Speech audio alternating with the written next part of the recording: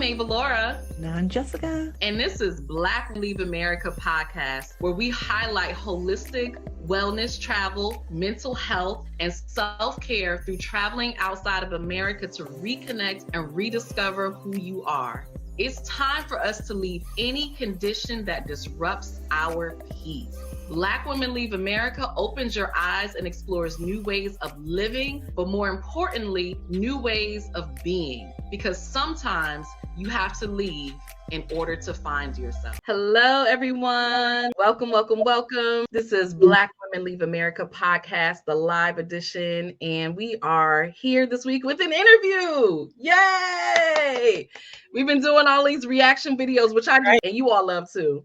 But today we're actually bringing on a really special guest that is near and dear to my heart. But before we get into that, I am your host, Ava Laura, my amazing co-host.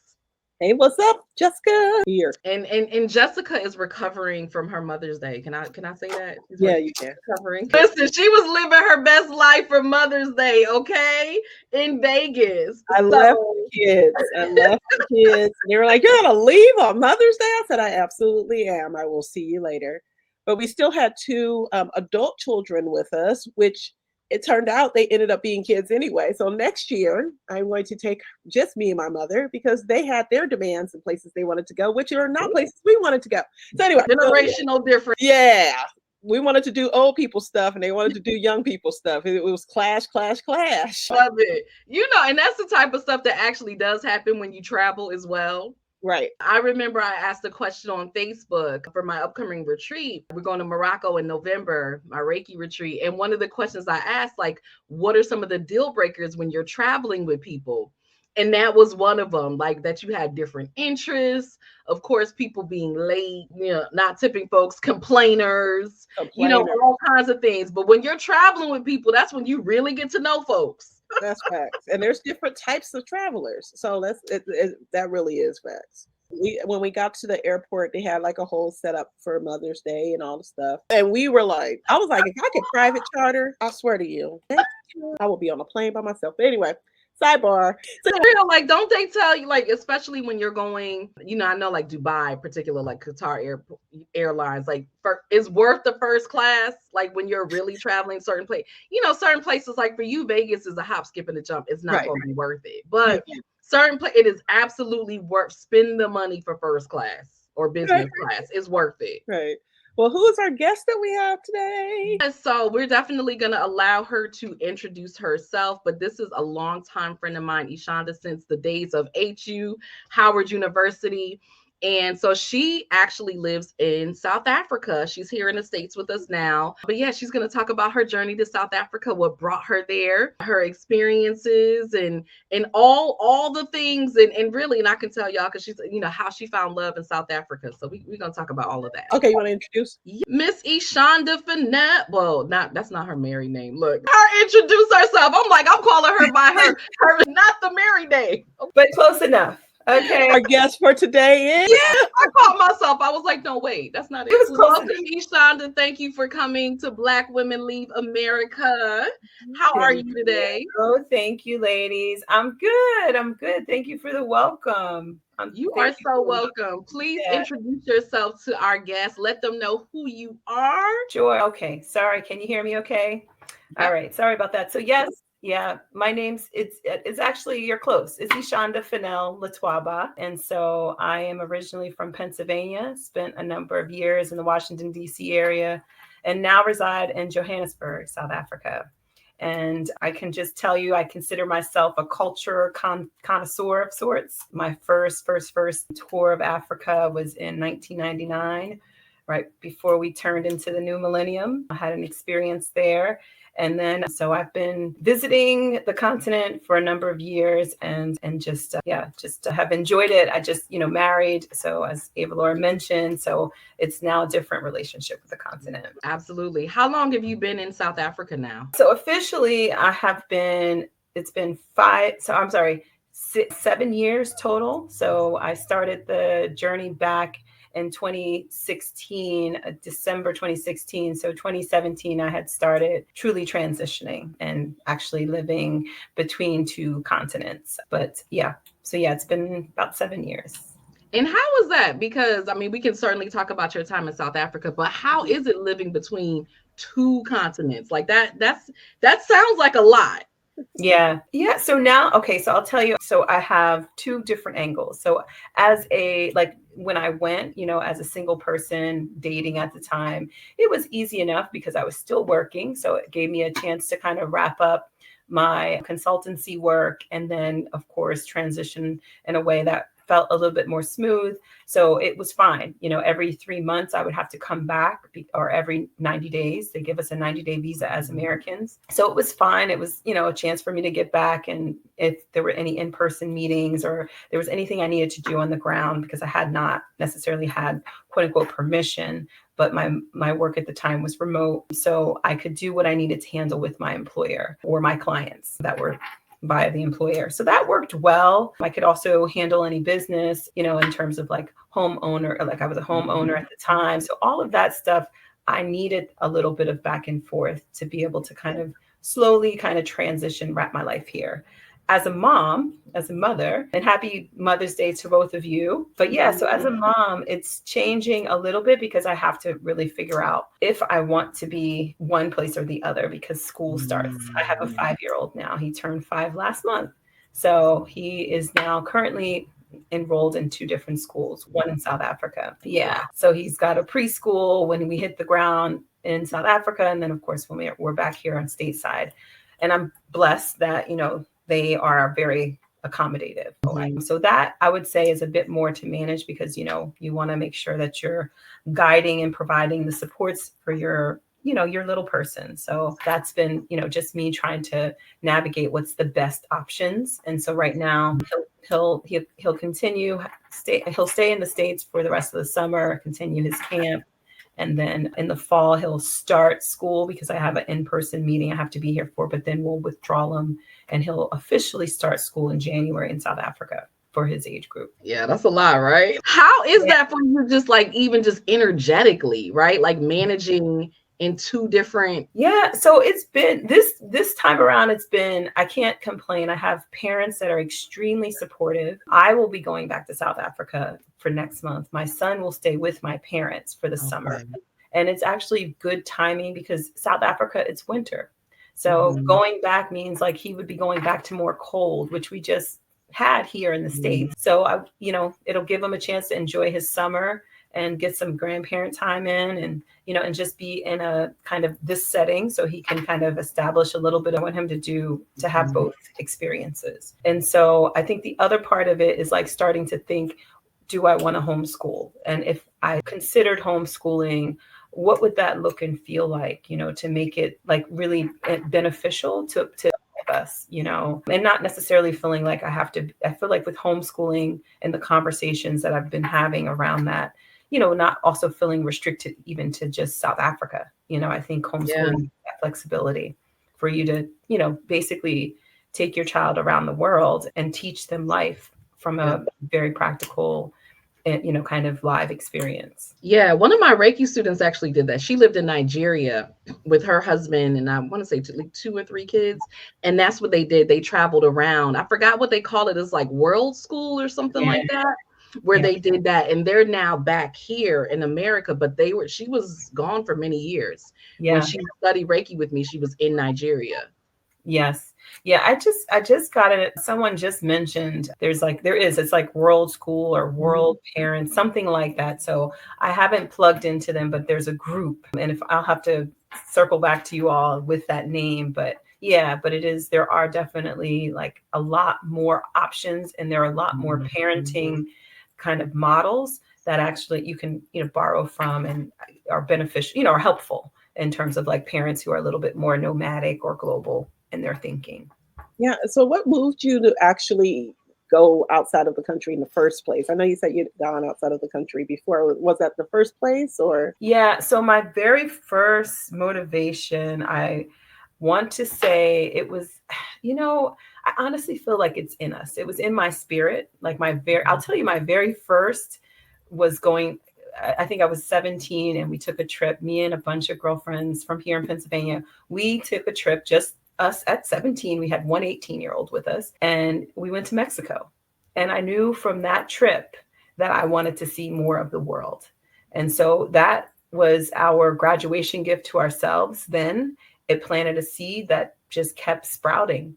And I knew I wanted to also, whatever my work that needed to involve finding ways of giving access to, people of color, regardless of, of where they were from, but like really finding ways to be a change agent, to, to basically to offer my service and my time to their experiences. I love that at 17. Like, and sometimes you just know. And weren't you in, was it the Peace Corps? I know it was like something. Oh yeah, I did. Yep. And so the I would say like the launching pad that really supported that idea.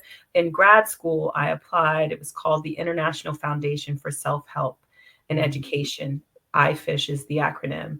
And it was started by Dr. Leon Sullivan. He was like a board member of the Coca-Cola Foundation. I think that was his background. And long and short, he created an avenue for, Black and brown folk to basically get that 1 year, 2 year experience abroad so that they could increase their opportunities to get involved in the State Department. So that was like a major kind of roadblock for, our generation getting into the State Department, is that you often didn't have that 1 year of experience. So my very first paid experience, and also my introduction to South Africa, was through the Sullivan Foundation. Well, it's called IFISH. So through IFISH. But I just knew when I went, I think, so as I said, Mexico was like kind of that launching pad. Then my graduation gift to myself for college was going to the West Coast. So I went to 3 countries. At the time I was dating a Sierra Leonean. So we started in Guinea. When we went to Sierra Leone, we ended in Senegal. And by the time I was 25, I had traveled to about 8 or 9 African countries. So at that point, it was like, okay, if I died today, I'm still blessed and I'm thankful. Yeah. So now, yeah, yep. Those were kind of the introductions. So why did you decide to settle where you were? Like you are in, where are you again? I'm sorry. Johannesburg, South Africa. Why there? So as Ava, introed with us. So I actually, when I went on my fellowship, it was basically, that was like 2002, 2003. I was there for a year. I met my then and now husband, or now and then, however it goes. But I met my husband, who I dated at the time. So we dated for that most of the period that I hold on, don't skip over how you met now. Come on. How did you I heard you try to we met, and then no, how did you meet? Yeah, we actually met at a house party. We met a really cool spot. We were, I was the organization I worked with, again, IFISH, we had mentors. And so one of my mentors was a young lady who lived in the South, or Johannesburg South, they call it. Mm-hmm. She wanted us to get a feel because we were based in the North. And in the North is basically, it's like your higher end suburbs. The South is kind of, they have some of your higher end. So, I won't say higher end, but you have really nice suburbs, very vista views, beautiful part of Johannesburg. But it's just that in terms of the trade and commerce, a lot of it's in the North. So people tend to travel from the South to the North. Long and short, my boss, who was also a mentor, wanted her to take us to see the South. And so, of course, that was our introduction. The South also includes Soweto. My boss didn't want us to see Soweto. Why? Good question. So I think it's fair. Soweto is, they have, I don't even know their population anymore, but it's like more than 1 million who live in the suburb. Soweto is considered Southwest Township. So they live in the Southwest Township. And in Soweto, if you don't know it well, and he being a white male would stick out, because it's a Black township, would probably have had issues trying to track us if there was something that happened, or if he needed to, basically launch into the protector and, caretaking kind of role. So he tended to shy away from things that he could not control. So yeah, so of course we made it, and we look like them. I'm watching South Africa Ultimatum now, and we look like them, and they look like us. So yeah, y'all would just be in the mix. Yeah, exactly. And so we went to this house party. It wasn't in the township, but it was still in the south part of Joburg. And once I met him, forget it. He's a Sowetan born and bred.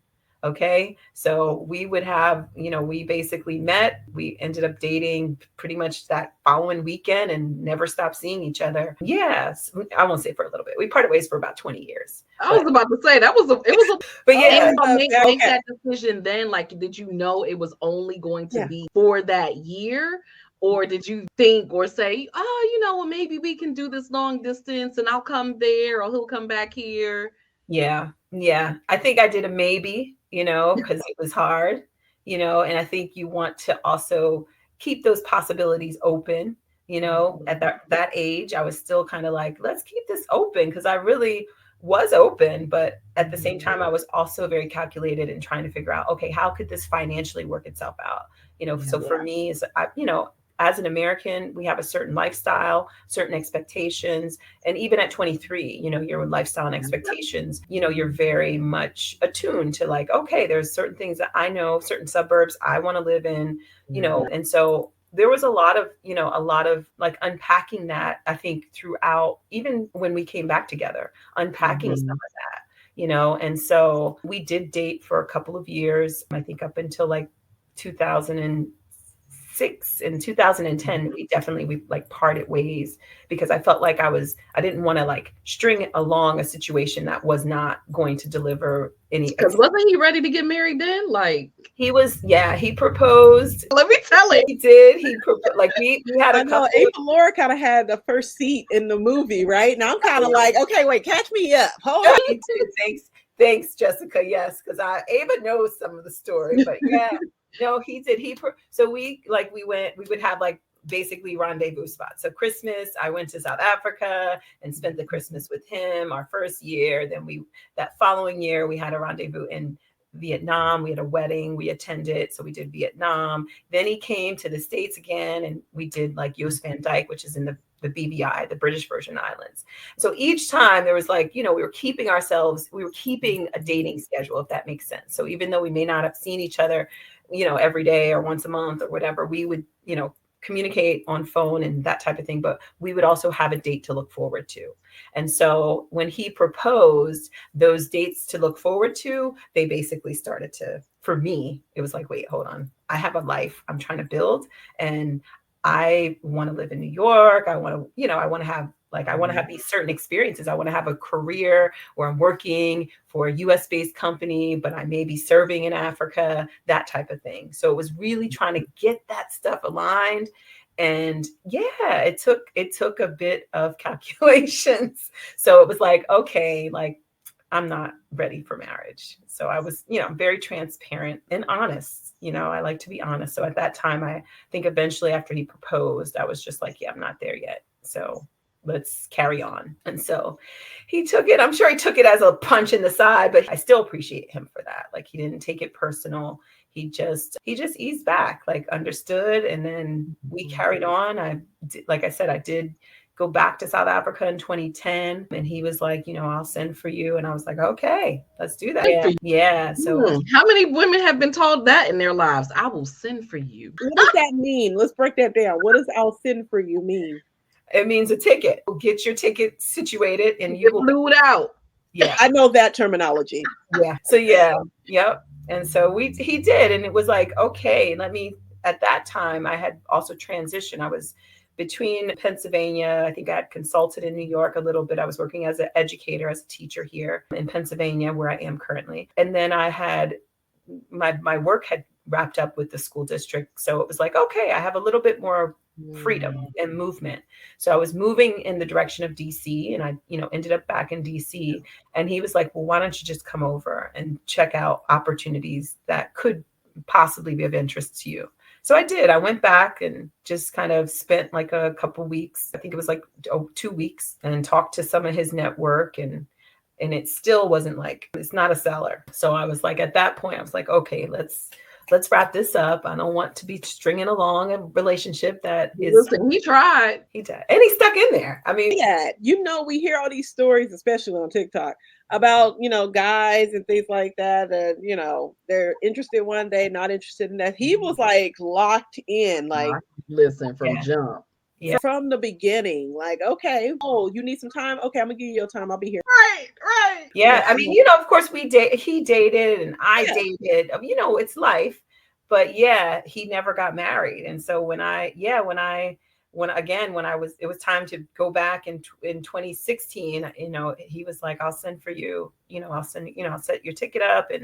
So wait, was this a conversation you were just having with him? Like, hey, I think I'm ready again. You want to Right. So what happened that changed things then? Yeah. Yeah. So in 2010, it was, it had only been a couple of, like, maybe we had lost or we had minimal contact. We still stayed in touch from, 2006 through 2010, even if it was every couple of months or if it was once a year, we still had a sense of like connection. And it was just checking in, nothing specific. But so 2010, so then at that point, I didn't feel like, we have a full relationship. And so that's why in 2010, when I made a decision that, look, it's not going exactly the way we are envisioning, let's carry on. In 2016, when I reached out, it was more spiritual. Like I needed to do a cleansing. And I was like, okay, who do I know who, is involved in that type of, sector? And of course, Avalor is my first. And then his brother is also a healer. And so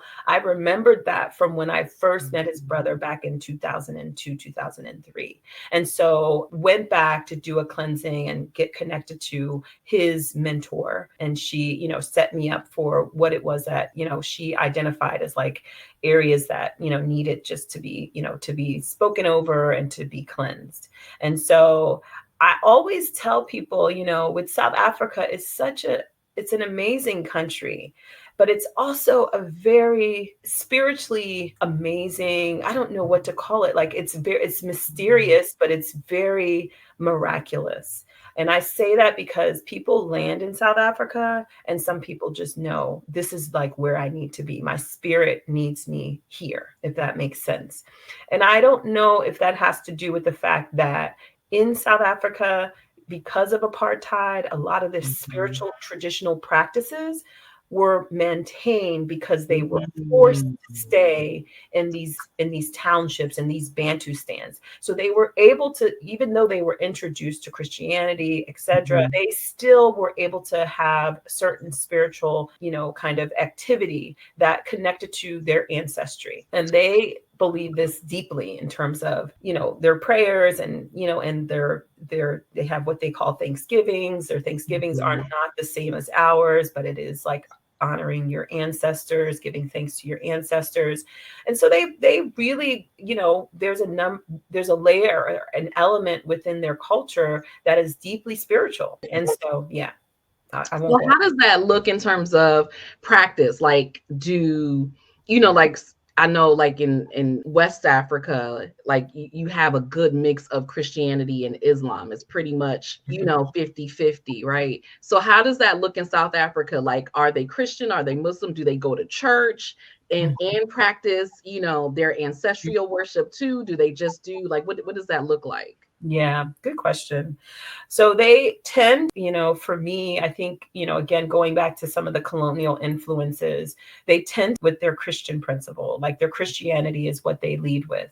But what I'm learning being so close to the culture is that even though Christianity is the front facing, there's a number of families, communities, individuals, etc., who do both. They are Christians, but at the same time, like they still feel very much tied to that traditional stuff. And so they have their traditional practices. And yeah. I mean, and in terms of like how I feel around that, it's like any tradition, there's some things that are not. I know who I am. I'm a Christian, and there is no way to divide who my alliance is with.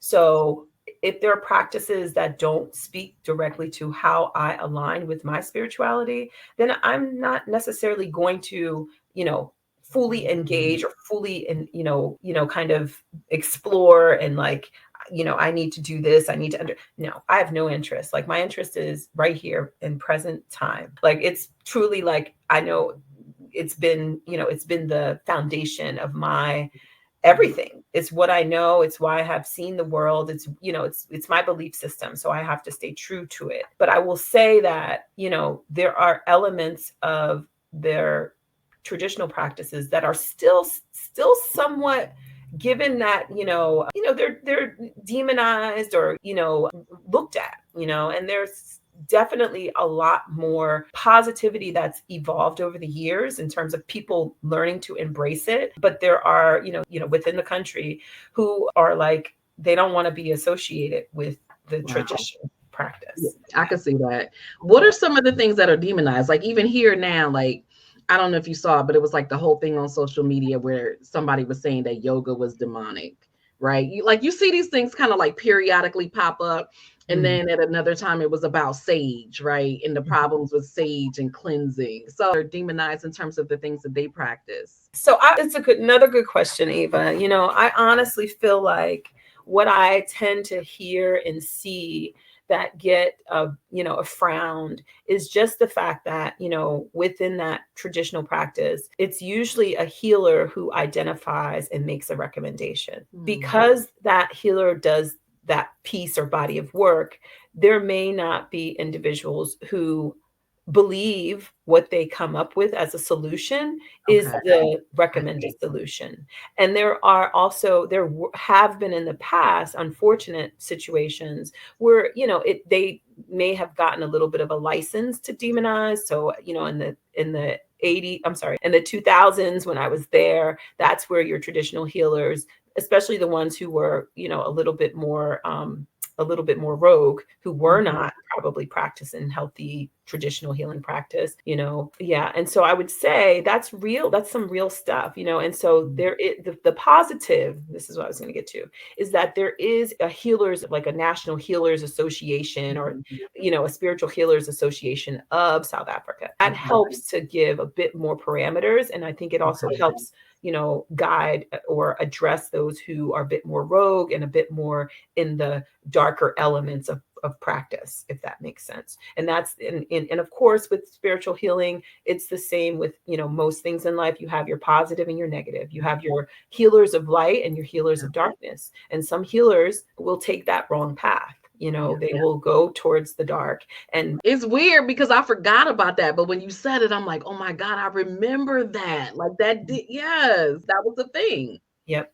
But now, I mean, the positive in terms of putting healers in a really positive light, especially, in South Africa, they have TV shows where they, it's like, it's elevated itself to a whole different level in terms of like, you actually have, people who will have, not people, but the healers, there'll be a number of healers who are part of a show, and they'll show you how they're helping, kind of coach or lead a person, out of some form of darkness or out of some form of spiritual attack. And so you can see a little bit more upfront with their practices, or they're just, have a talk show where they talk a little bit about this is what we do. And this is, how we approach healing, so that there any myths, can be dispelled. So it's becoming more mainstream. So not necessarily behind the thing anymore, but really coming front facing. Yep. Exactly. I love that. Wow. Woo, well, that was a whole thing. I feel like I got a whole education. So back to the story.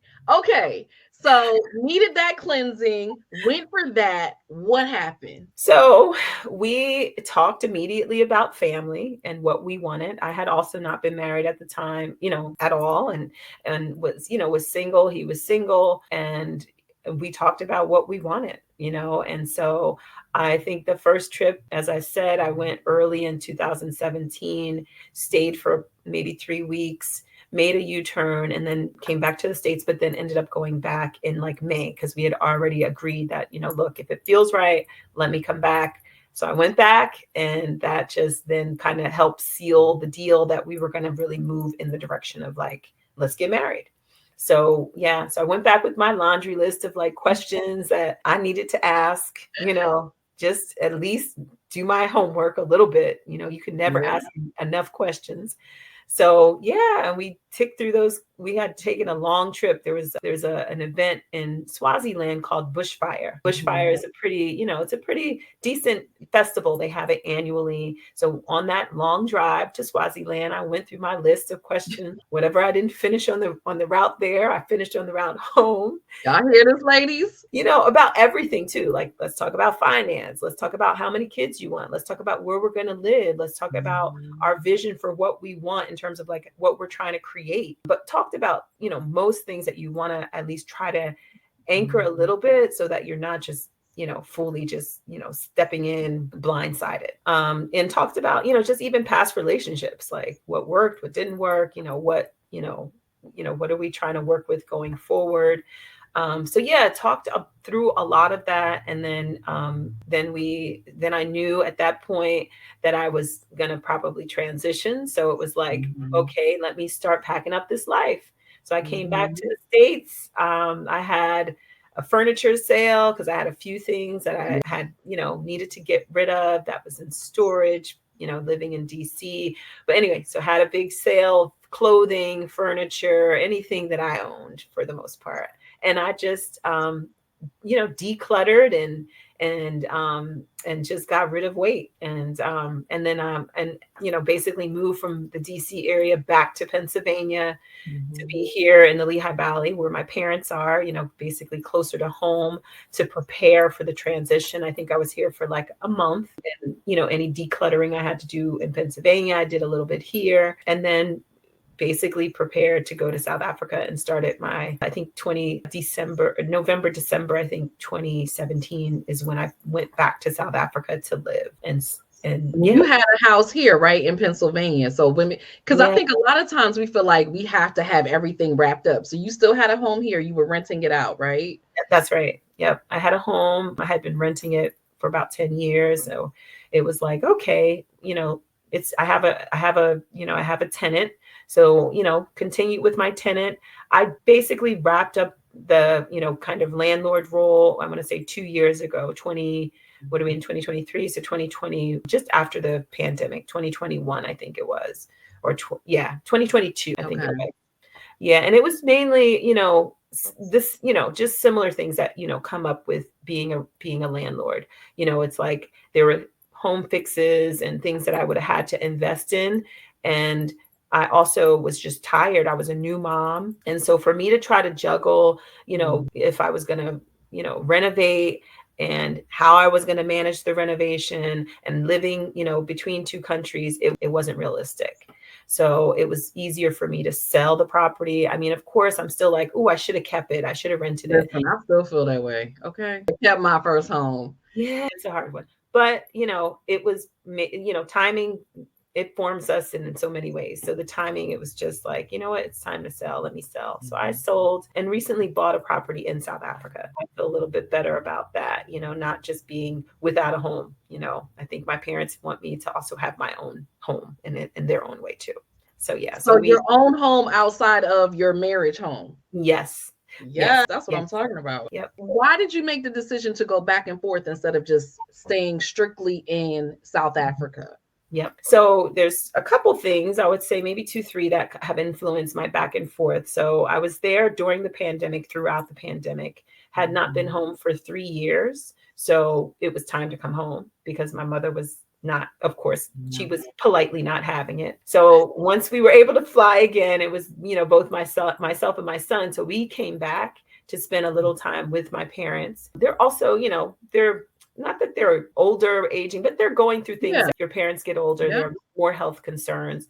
So we have been back and forth partly to kind of support. Some of it was for work. I think that's in terms of the people who listen to your circuit, your network, this station. That's what they want to consider. It's like, what is the employment situation? What does that look and feel like? I am not a travel, what do you call this, consultant, blogger or any of that. Yeah, I could very well be. It's not my thing currently. I'm not saying that I'm not ever going to have that as an element, but working for me was important, and so I spent a few years, 3 years with my son, and it was like, okay, this feels good, but I also miss my own my own get up. I miss getting up and doing what I need to do for myself and for like my career and just for, my sense of independence. And so, I had started exploring that, like, okay, let me start looking for consultancies here in South Africa. I got one here and there, but never landed anything that was like consistent where, I was able to build and continue to create kind of a recurring consultancy element. So when it started to get the, kind of dry up and I wasn't feeling like anything was coming down the pipeline, or I was getting tired of the process of like seeking out opportunity, I said, I know in the US I can get something that would, or I know I can look for something that I could work remotely. And I know I have more of a community there, more of a network. And that was, it was easy. I had already done some dating with the organization that I was with prior to leaving for South Africa. So it was just kind of like it just felt like it was synchronized at the right time. They had an opening and I applied, and it just, it felt like this, this was what I needed to do in order to, get kind of my stability in the way that I felt most comfortable. And then my husband too, he was going through a bit of transition with his work. He's in medicine and he also does construction. So it was like, okay, you're doing a pivot. Well, I really need to be in a space where I'm feeling. I love that because so one, we've had all different types of women, different, career, different types of lifestyles. But what I love about that is that you're clear that, listen, I was able to stay home with my son, which, a lot of women want to do, right? Be a stay-at-home mom, be able to take care of your children. You're like, look, I had 3 years of this. I need to work. I need my own independence. I sort of, have my identity outside of, being a mother, being a wife. And I think that's important. Everybody's different. And I think it's just important to know what is best for you. I also love too that you're showing women that you can do, and so sometimes it is that, if you have a job, and we have had several women who do still have remote jobs, and that they are, number one, I'm not going to blow up the spot, but, she was working in the US, living abroad, and really she was not supposed to be doing that. But working remotely allows you to do that. And so understanding that, I think that's one of the biggest questions. Well, how do I make money? Right? Because everybody doesn't want to be a YouTube blogger, Absolutely. Or be in or anything like that. Like you have other interests, or be an entrepreneur per se, right?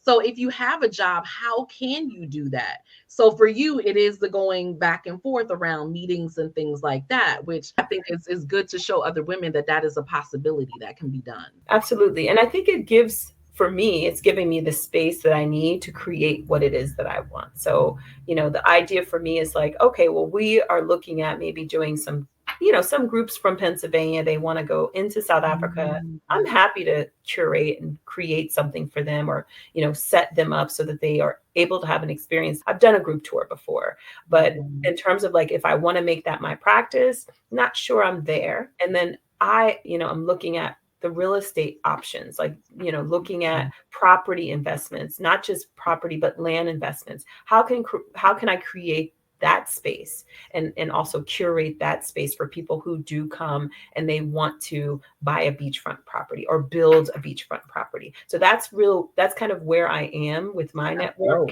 kind of where, and kind of also where I'm trying to go. It's like, no, city living is fine, but I want to like retire on a beach. That would be idea for me. Why can't I do that?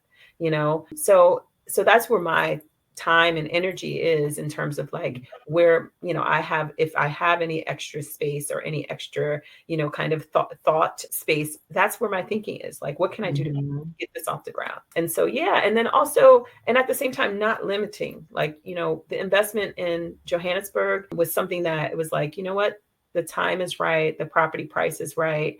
And, it's not something where it's like, I'm going to live here for the next 20 years. It's just that, what, I'm diversifying. Let me try this. Let me diversify my investments and see how this works. And at the same time, I want to keep that avenue open, that if my son needed to come to the US someday, not saying it's a definite, because, a lot of people are now turning away from $100,000 debt and taking up, education and postgraduate education and other. If I wanted that for him, I want to create that space for him to know it's available.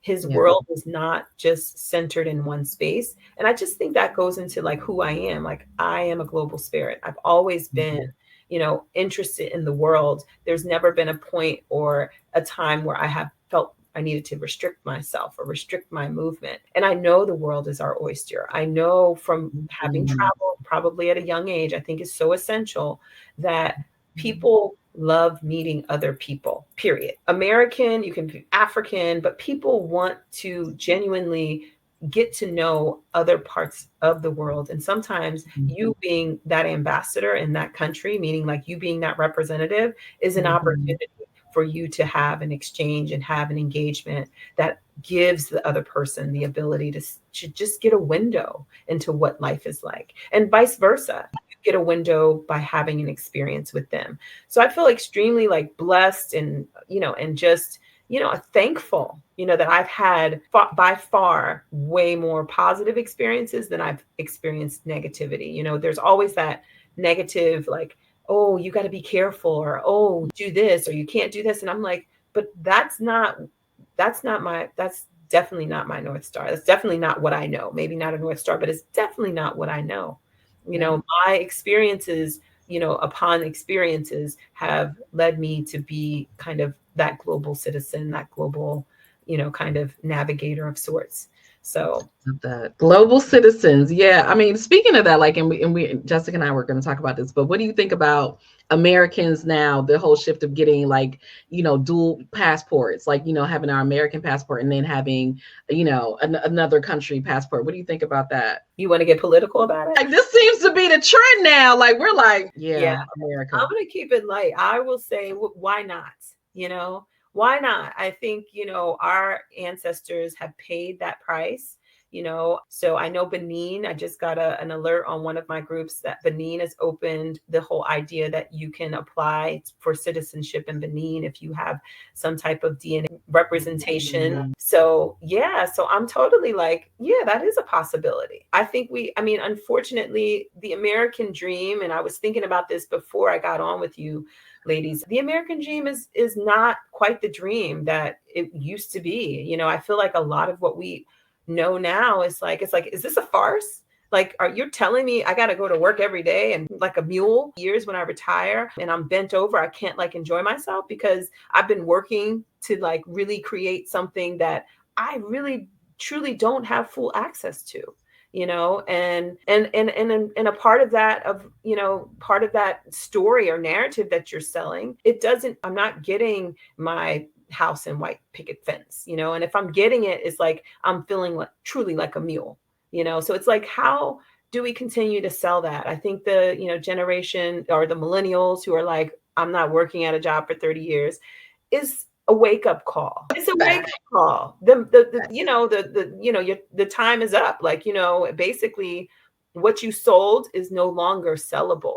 And not only about selling, it's like the folk who own a lot of the wealth in our country really need to really sit down with themselves and think, very intensely about what it is that they're trying to create, and I don't think they have know what they're trying to create, but it don't include us. Exactly. And it never did. Right. And what you're saying, and we've talked a lot about this, right? Is that not only is it no longer sellable, but we have options. I don't think it's been sellable for a long time. I think it was just that we didn't feel like we had options. Well, it was all marketing. Where the pandemic though opened that up, where so many things became remote and virtual. Now we're seeing like, wow, we have options. I don't have to stay here. Yeah. I don't have to take this anymore. I can live somewhere else. And but we didn't have that before. Well, I think it's also because social media has allowed the world to live smaller. Absolutely. Right? So people can see, oh, she's doing that, or he's doing, I can do that too, or I can at least try, and if I fail, I can still pick myself up and just, so like the story around people getting up and going or becoming nomads is now a story that is accessible. It's not like, oh, my friend's cousin. It's like, no, I actually, I read in the magazine. It's like, no, I actually, watch this person at every step of their trip, and what they're doing, I can do, So I think the accessibility is a big one. Yeah, no, I was gonna say it's access to marketing, right? Like we were marketed that that Yeah. was what we were supposed to do. And now we're like, oh wait, which brings me to like a story of when we went to Vegas, there was this place, this donut shop that my daughter saw on TikTok. They were, oh, we just have to go there because they're good. Yeah. So we go there and we stand in line for 25 minutes, I don't know, maybe 30 minutes. We get there, we get the donuts, whatever. They're okay. They're not the best donuts I've ever tasted. We're walking through a hotel to get to, a little Venetian boat because we're going to do the little boat. And we see this place and it's like Donut Teague or something like that. And it's really pretty and the donuts are beautiful. And I'm like, oh, we should have came. And there's nobody in there. So we go directly in there and the donuts they're so, and they wrap them up in like a blue pretty box and everything. Only difference is marketing. Yeah. Those donuts taste better, in my opinion, than the ones that we. And probably the price was a little bit better too, So it's, what am I paying for here? Yeah. So it's really about what you're getting placed in front of you continuously and what you're told continuously to then what you believe. And I think we have been fed that crap for a long time. For generations. Yeah. And now it's like people are okay to envision a new way. Yeah. There's a new way. Oh, there's another way. Yeah. Wait a minute. We just bumped into this donut shop and so it's like.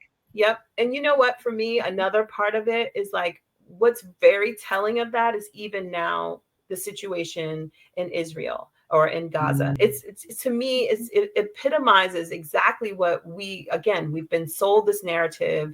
The Palestinians are basically, horrible and whatever else, and Israel is fighting for its life, right? Well, social media just completely turned it on its head completely. It's true. And so that narrative that was sold that we just kind of took as a blanket, yeah, that's what's going on, is now we're critical, right? I mean, and thank God for places like South Africa that did challenge the international, criminal court to say, look, we have a petition. There's something going on here that we are familiar with because we've gone through apartheid. Okay. And Israel, like, shame on you because you have been getting away with this narrative and no one has at least really given you a mirror to look at what is wrong with your thinking. There's something wrong in your culture of thinking if you think everybody should give you a pass. And now that the world is pulling you to the carpet and asking you to challenge your way of thinking and governing and existing in the world, you can no longer pull the anti-Semitism card because people you basically have pulled it enough that it's now drawn a deaf ear and people want more answers. They want better. They want you to do better. So it's like we thought that story and that narrative was intact and would be intact forever. It's no longer true, and it's the same thing for travel. We've been saying that the whole time about 2024. Okay. Right. Darkness coming to light. It's like the truth is coming out in every. Yeah. So you better get right because the truth is being revealed. Yes. It brings to mind this thing I saw on TikTok. And this girl was like, she said, someone told me you get your news from the news. Exactly. That's a good one. It's a good one. Yeah. So I had to tell my mom that. I'm like, you cannot watch the news and expect them to tell you the truth. I was like, I go to TikTok and I'm like, okay, what's actually happening now? We've been going to social media for a while and people looking at us like, how intelligent are you? We know that, I think, again, George Floyd put a good mirror, lens, camera on that reality. Like, okay, once people saw that, the streets were flooded.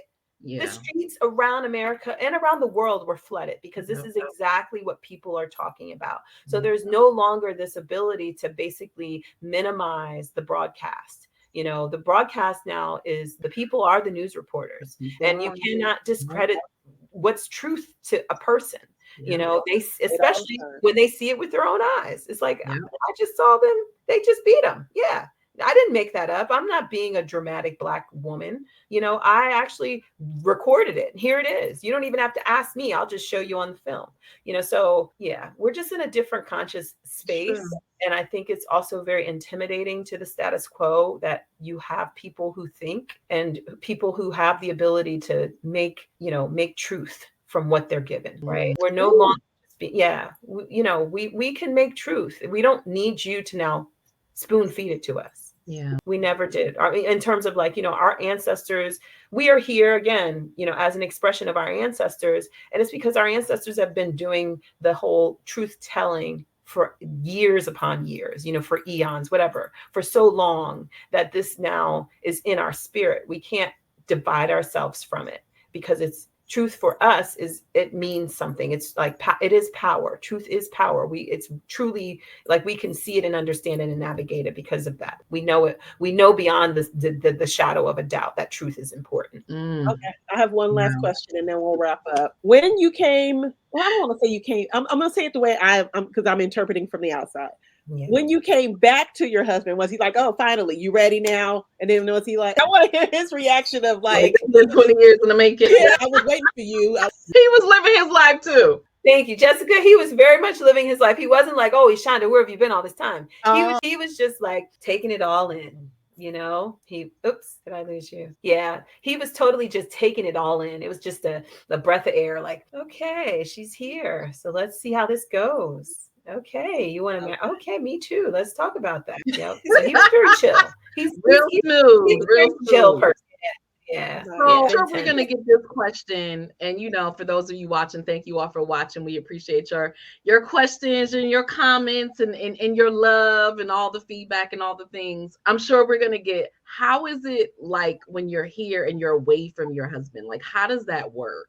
Yeah, well, it's difficult. That's a great question. Again, it's very difficult in terms of like the first 3 months that I've been home, because I did this last year too. It's fine. Like now I'm starting to get a little antsy, if that makes sense. I'm ready to go back. But I think the harder part is people. Like, you got your older cousins and older family members or people on the outside looking in who they have a certain image of what marriage is and how it's supposed to look. So I think those are the people who it's like, oh, like I might say one or two things, but I'm not here to talk to you until I'm blue in the face. I know what my marriage is for me and what works for me. And, and I'm also figuring it out. And so what I've seen in terms of like, people who married, 20, 50 years, that they have found the secret sauce. And I feel like it's the same thing. Like, he and I are trying to find that secret sauce. And, and of course you have to have real talk. So trust me, there have been moments where you have to sit and have that real talk with him about anything that I might be feeling or anything that I may have learned or heard. And it's like, no, let's talk this out, because for me, it's like I have certain expectations around marriage and certain a vision for marriage as well. And like real talk is, look, if you don't have those expectations, you don't have that vision, we need to have that conversation because I don't want to live something that's again, a fallacy. It's false. It's like, no, so it's hard because of the time, because of the, time period, because it's been 3 months now. So I'm antsy to get back, but it also is nice to like be with my family. Don't get me wrong. My dad had heart surgery last year. It was nice to be home. It wasn't planned for me to be here, but God had planned it. So it was extremely meaningful for me to have had that space to be like, oh, you know what? I need to extend and I need to be here for that, the support my parents need right now. But yeah, it has its moments where it's definitely difficult, but you make it work. Social, again, WhatsApp, we talk every day. I mean, I can talk to him whenever I feel like it. He can talk to our son, but the physical touch is hard. You know what I mean? It's not like we're in each other's space.